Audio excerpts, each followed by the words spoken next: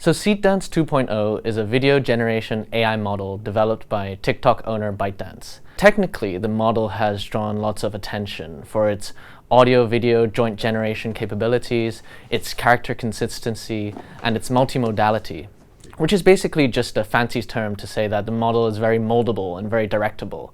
So it understands human text instructions very well, and it knows how to combine these instructions with reference images and videos to produce Hollywood-style action sequences and short clips.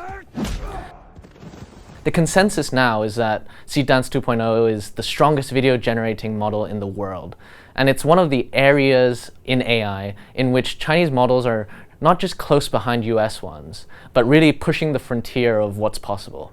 And so the key question, and the one that everyone is asking, and arguably the most important question is, what data was this model trained on? We know that ByteDance is the owner of TikTok, which is known as Douyin in China, which has well over 1 billion users.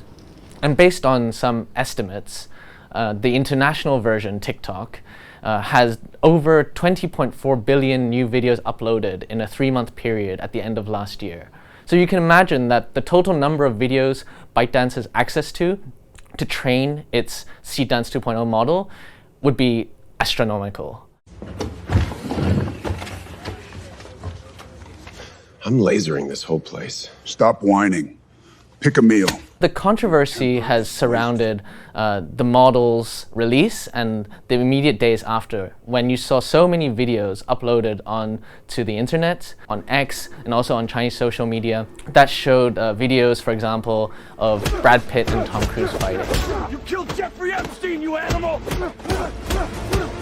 And so these videos, a lot of it with big Hollywood action stars, they definitely spooked the Hollywood studios. So you saw in the last couple weeks that almost all the major studios like Paramount, Warner Brothers, Disney, and Netflix, they've all written cease and desist letters threatening to sue ByteDance for allegedly pirating their copyrighted characters. You have Disney with Marvel, you have Paramount with South Park, and Netflix with Bridgerton, for example. Industry bodies like the Motion Picture Association and the actors' body SAG-AFTRA also issues scathing statements about this model. And it's worth noting that this is not a controversy that's limited to ByteDance or to Seedance, because you can see that with lots of other video models developed by US companies like OpenAI and Google, they've also come under fire. So for example, OpenAI's very famous and viral Sora application came under lots of fire last year when it was released in September, when the internet was similarly flooded with lots of videos generated by Sora featuring lots of famous characters. And so the sense of deja vu that we're now seeing with Seedance is inviting speculation that ByteDance, maybe they just repeated the same playbook that OpenAI came up with when it released its Sora model, basically allowing a free-for-all in the first few days of release, allowing people to generate whatever videos that they so please, grabbing lots of eyeballs, even courting some controversy, and then rolling back the most controversial features later on. And so we saw with OpenAI, after getting similar pushback as ByteDance is now, they actually rolled back some features, and then later on, a few months later, they secured a $1 billion licensing deal with Disney to use their characters in Sora.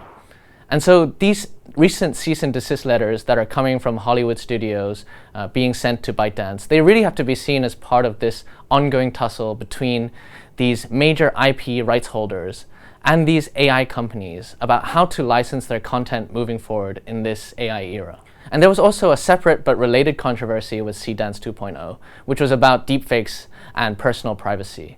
So initially, when Seedance was first released, some users noted that they were able to generate videos of themselves with voices closely resembling theirs based on just a single photo, for example. ByteDance issued a statement last week saying that they respect intellectual property rights and that they have heard the concerns regarding Seedance 2.0. And they said that they are now taking steps to strengthen current safeguards to prevent the unauthorized use of IP and unlikeness by users without specifying what safeguards these are. And ByteDance also rolled back some personalization features in the last few days.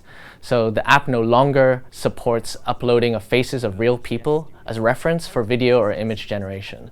And so now users are asked to verify their own faces in order to be able to customize those faces for video and image generation moving forward. But so far, it has yet to publicly respond to growing concerns about these safety measures in its video and image generation models, especially regarding deepfakes and personal privacy. And what we're seeing is that in the US, companies like OpenAI and Anthropic have been subject to numerous lawsuits about copyright infringement and fair use.